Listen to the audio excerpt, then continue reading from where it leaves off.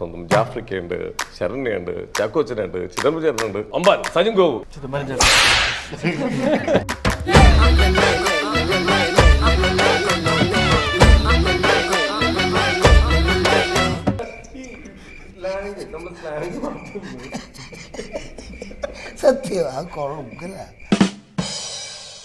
കഥ കേട്ടപ്പോ ഇതൊരു സിനിമയാക്കാനുള്ള അത് വലിയൊരു ചിന്തയാണല്ലോ. ആ ഒരു ധൈര്യം എങ്ങനെ കിട്ടി? അത് ഞാൻ ചെയ്യാം എന്നുള്ളൊരു ധൈര്യം കിട്ടി. ധൈര്യം ആ കഥയിൽ തന്നെ ഉള്ളത്. അവര് കാണിച്ച ധൈര്യത്തിന് അയാൾക്കൊന്നും കാണിക്കുന്നില്ലല്ലോ.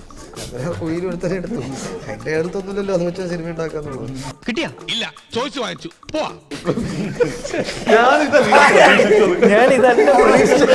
ഞാൻ കുറച്ച് വലിയ സാത്വികമായിട്ടുള്ള സാധനം പ്രതീക്ഷിച്ചേ.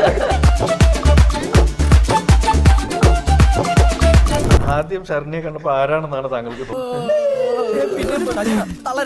ഞാൻ എന്റെ ഭാര്യയെ പോയൊന്നും മര്യാദക്ക് എന്നെ പറഞ്ഞ കാര്യമില്ല. ഞാൻ ഈ ലൈറ്റിന്റെ ഗ്യാപ്പിൽ കൂടി നോക്കിയേ. ശരണ്യനെ കണ്ടപ്പോ ഞാൻ എപ്പോ വന്നു? അപ്പൊ ശരണ്യ വന്നോളൂ. ഏത് ചാനലിൽ എനിക്കിത് കിട്ടണം, എന്റെ ഒരു പേര് പോലും എനിക്കിത് കിട്ടണം എന്ന് പറഞ്ഞ നേരെ ഇവിടെ വന്നു. അല്ല, എന്റെ ചോദ്യം അതല്ല, ആരാണെന്നാണ് വിചാരിച്ചതെന്നാണ് എന്റെ ചോദ്യം. തൂക്കി ഈ അടുത്ത് എന്തൊക്കെയാണ് സോഷ്യൽ മീഡിയയിൽ ആ ലോകകപ്പ് അടക്കുമ്പോഴൊക്കെ ഫുള്ള് ഇദ്ദേഹം വരുന്നു.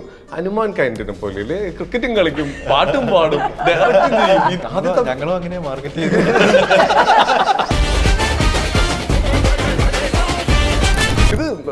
ഇതിന് കമന്റ് വായിച്ചപ്പോഴാ രസം.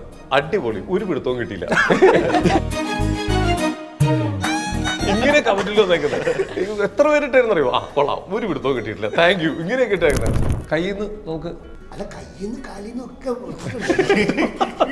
എല്ലാ സംഭവം ഒക്കെയാ സംഭവം ഇട്ടിട്ടുണ്ട്.